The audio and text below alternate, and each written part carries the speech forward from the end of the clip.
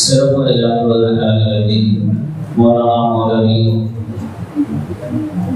Zonal மாவின் அன்வார் சுல்பானுடைய சென்னை அன்வார் சுல்பானுடைய ஜோனல் மாவின் மௌலானா மௌலவி உமர் ஃபாரூக் ஹஸ்ரத் அவர்கள் சிறப்புரையாற்றுவார்கள். அதவற்ற அருளாளனும் மிக வரவேற்ற அன்புடையோடும் ஆகிய அல்லாஹ்வின் திருப்பெயரால் ஆரம்பிக்கின்றேன். ஸலாத்தும் சாந்தியும் பெருமானார் ரசூலுல்லாஹ் ஸல்லல்லாஹு அலைஹி வஸல்லம் அவர்கள் மீதும் உலகில் தோன்றிய அத்தனை நபிமார்கள் அவர்களை பின்பற்றி வாழ்ந்து தோழர்கள் சஹாபாக்கள் தாபிஈன்கள் ஃபுகஹாக்கள் நல்லோர்கள் நம்முடைய முன்னோர்கள் மற்றும் நம் அனைவரின் மீதும் அல்லாஹ் சாந்தியும் கருணையும் மக்ஃபிரத்தும் ரஹ்மத்தும் பரக்கத்தும் என்றும் நிலவட்டுமாக என்று துஆ செய்து கொண்டு உன்னதமான இந்த மாலை பொழுதில் அனைவருக்கும் என்னுடைய அன்பின் சலாம் அஸ்ஸலாமு அலைக்கும் வரஹ்மத்துல்லாஹி வபரகாத்துஹு. புதுச்சேரி வீரபரணி மஸ்ஜித் சார்பாக நடைபெறக்கூடிய 15வது டிடிஆர் மற்றும் மதரசாவின் ஆண்டுவிழா நிகழ்ச்சியில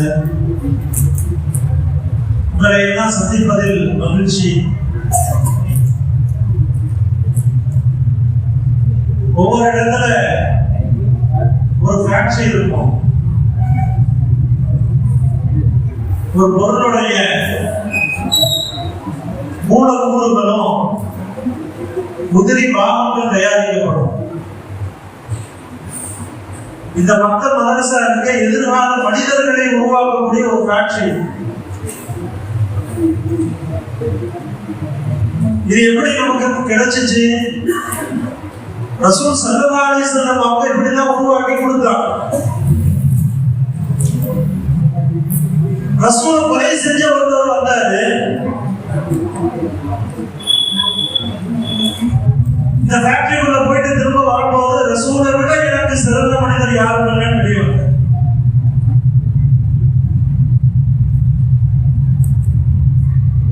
உறவுகளை முறித்து வாழக்கூடியவர் இந்த ஃபேக்டரியில வந்தாரு. வெளியே வந்து பார்த்தா உறவுகளுக்கு அத்தனைய தியானம் செய்யக்கூடியவரா உருவாங்க.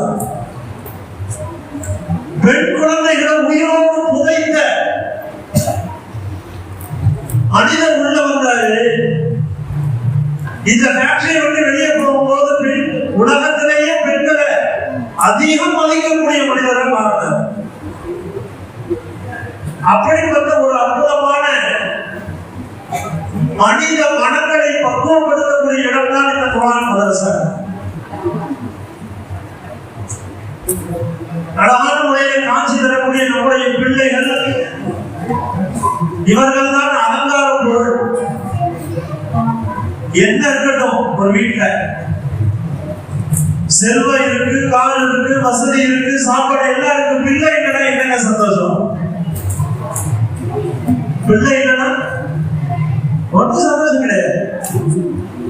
எதுவுமே இல்லை வீட்டுல, கூட முடிச்ச வீடு, ஆனா பிள்ளைகள் இருக்காங்க, அந்த வீடே சொர்க்கம்.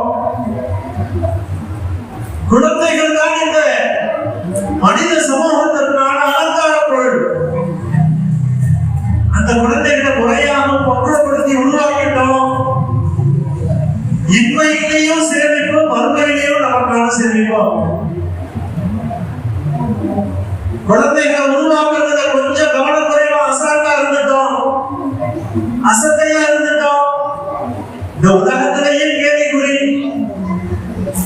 இந்த உலகத்திலேயும் கஷ்டம், மறுமையிலேயும் பேர் கஷ்டம்.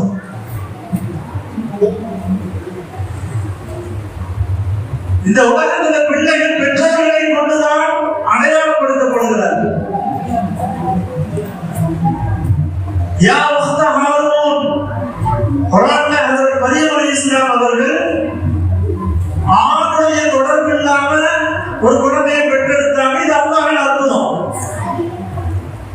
ஹஜ்ரத் ஆதம தாயும் இல்லை தந்தையும் இல்லாம அல்லாஹ் உருவாக்குறான்.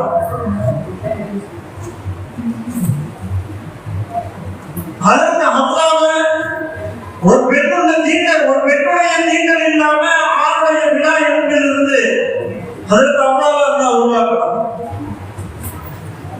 அதற்கு ஈசா அலைஹிஸ்ஸலாம் உலகத்தில் இப்படி ஒரு அற்புதமான மனிதர், ஒரு ஆணுடைய உலகத்தினுடைய நியதிக்கே மாற்றம். ஒரு உடக்க பிறகுன்னு சொன்னா ஆண் பெண்கள் இணையணும். கர்ப்ப காலத்திலே சில குறிப்பிட்ட காலத்துக்கு பிறகுதான் உருவாகி வரும். ஆனா ஆணுடைய தொடுதல் இல்லாமலேயே கன்னியாக இருந்து கொண்டு ஒரு குழந்தையை பெற்றிருந்தார். இந்த காரியம் நடக்கும் பொழுது ஊரார்கள் தான் பேசினாங்க. இப்ப மக்கள் சொன்னாங்க, யா உஸ்தா ஹாரூன், ஹாரூனுடைய சகோதரியே, நீ இப்படி ஒரு காரியம் செய்யலாம் நாங்க நினைச்சு பார்க்கல. குடும்பத்துல உள்ள மனிதரை பார்த்துதான் பேசுவோம். ஒரு நன்மை செஞ்சாலும் பரவாயில்ல, இப்படி ஒரு பிள்ளையை பெற்றிருக்கீங்க, மகன் டாக்டர் ஆயிட்டாரு, அப்ப என்ன சொல்லுவாங்க, நான் உங்களுக்கு பெரிய பாக்கியம், நல்ல மருத்துவரா இருக்க சொல்லுவாங்க. அவங்க நல்லது செஞ்சாலும் தாய் தகப்பனை பெருமை பேசுவாங்க, தவறு செஞ்சாலும் அவதான் பேசுவாங்க. நாம் பெற்றெடுத்த பிள்ளைகள் எப்படி இந்த காலத்துல ரசூல் ஸல்லல்லாஹு அலைஹி சொன்னாங்க, ஒரு மனிதன் மௌத்தான பிறகும் 7 அமல்களை கொண்டு அவனுக்கு நன்மை அடைச்சுக்கிட்டே இருக்கும். 7 காரியங்கள் சிந்தனைக்காக சொல்றேன். இங்க வந்திருக்கிறவங்க இந்த 7ல இருந்து ஏதாவது ஒன்று உருவாக்கிட்டு தான் மௌத்தாகும் இன்ஷா அல்லாஹ். முதல் விஷயம் சொன்னாங்க இல்மன். முதல் விஷயம் அவர் கற்றுக் கொடுத்த கல்வி. அல்லம இல்மன், உலகத்துல ஒரு கல்வியை சொல்லிக் கொடுத்தாரு. இந்த கல்வி இவர் இன்னொருத்தர் சொல்லிக் கொடுப்பார். எங்க உஸ்தாத் எனக்கு சொல்லிக் கொடுத்தாங்க, நான் என் மாணவர்களுக்கு சொல்லிக் கொடுக்கிறேன். இவர் நாளைக்கு பெருசா இந்த கற்றுக் கொடுத்த கல்வி அப்படியே போய்கிட்டே. ஒருத்தர் மௌத்தாகிறதுக்கு பிறகும் கூட கற்றுக் கொடுத்த கல்வியின் மூலமாக ஒரு மனிதனுக்கு கபர்ல நன்மை வந்துகிட்டே சுரதாசன். இரண்டாவது விஷயம், சொன்னாங்க அவ் எஜிரி நகரன், ஒருத்தவர் ஒரு தண்ணீர் ஓடையே ஓட செய்தார். தண்ணீர் ஓடையே ஓட செய்வாங்க. ஹஜ்ரத் உமர் இப்னு அப்துல் அசீஸ் அவருடைய மனைவி இன்னைக்கு மக்களுடைய அந்த வழிகளில் தண்ணி கிடைக்குதுன்னு சொன்னா அவங்க தண்ணி ஓட செஞ்சாங்க. இருக்காங்க முன்னாள் ஆட்சி முதல்வர் தெரியும் உங்களுக்கு, வீரான ஏரியிலிருந்து சென்னையில் தண்ணி கொண்டு வந்தான். இன்னைக்கும் சென்னைக்கு மிகப்பெரிய தண்ணீர் குடிநீர் ஒரு கொடுக்கக்கூடிய ஒரு வளாகமான அந்த நீரான ஏரியிலிருந்து தண்ணீரை ஓட செய்யுது. அவர் அந்த ஒரு கிணற்று தோண்டி கொடுத்துட்டு போனார். தண்ணீரை பிறருக்கு கொடுத்துட்டு போவதும் மௌத்துக்கு பிறகு அவருக்கு நன்மை கொண்டு சேர்க்கும். இன்னைக்கு நீங்க மதீனால போனீங்கன்னு சொன்னா பித்ர உஸ்மான், அதற்கு உஸ்மான் ரலியல்லாஹுடைய கிணறு இருக்கும். மதீனாவுல முஸ்லிம்கள் வந்தவருக்கு தண்ணி இல்லை. தண்ணி இல்லாத போது ஸல்லல்லாஹு சொன்னாங்க, யாரு முஸ்லிம்களுக்காக ஒரு கிணற்றை விலைக்கு வாங்கி கொள்கிறாரோ நாளைக்கு சொர்க்கத்தில் அவருக்கு நான் பொறுப்படுத்துகிறேன். அதற்கு உஸ்மான் அவங்க ஒரு கிணறு வாங்கி கொடுத்தாங்க. இன்னைக்கு நிறைய பெருமக்கள் இருக்காங்க, மஸ்ஜித்ல போர் போட்டு கொடுக்குறாங்க, மதரசாவுல தண்ணீருடைய ஏற்பாடு செய்யறாங்க. தண்ணி என்பது முகப்பத்தை உண்டாகும். தண்ணி என்ன செய்யும்? அதே சமயத்துல வீட்டுல சாக்கடை தண்ணியை விட்டுறதுக்கு பிரச்சனை ஏற்படும். நம்ம தண்ணி எல்லாம் கழிவு நீர் இருக்கிற பக்கத்து வீட்டுக்கு போனா பெரிய பிரச்சனை. பாப்பாவுடைய இடமாக்கி வீடு கட்டாரு, சாக்கடை போறதுக்கு இடம் வாங்க சந்ததி சந்தைய பிரச்சனை இருக்காங்க. மூன்றாவது நீங்க கிணறு தண்ணி கொடுக்கிறது, இதுவும் மௌத்துக்கு பிறகு அவருக்கு நன்மை செய்யும். நாலாவது சொன்னாங்க அல்லது ஒரு மரம் நட்டு வச்சுட்டு போறாரு, அந்த மரம் எவ்வளவு காலம் வரைக்கும் நிழல் கொடுக்குது, பலம் கொடுக்குதோ அது வரைக்கும் மௌத்துக்கு பிறகு நண்பர்களுடைய சலதாசன். அதுக்கப்புறம் ரசூல் சொன்னாங்க அல்லது குர்ஆனை கொண்டு போய் கொடுத்தாரு.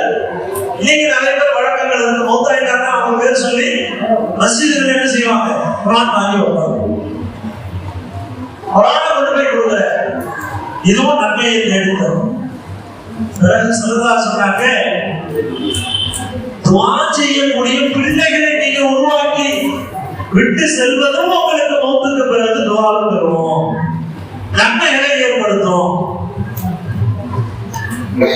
இந்த 7 காரியங்கள்ல இருந்து எந்த காரியம் நம்ம செஞ்சிருக்கிறோம்? குழந்தை இல்லாதவங்களுக்கு 6 ஆப்ஷன் சொல்லதா சொல்றாங்க. குழந்தை இருக்கிறவங்களுக்கு பெரும் ஆப்ஷன் என்ன தெரியுமா? துஆ செய்யக்கூடிய பிள்ளைகளை உருவாக்கும். அதற்கு இப்னு மஸ்ஊத் ரலியல்லாஹு அன்ஹு நோன்பு திறக்கும் பொழுது நான் பிள்ளைகளை எல்லாம் சுத்தி உட்கார வச்சு நான் அப்பா அம்மாவுக்கு துஆ செய்வோம்.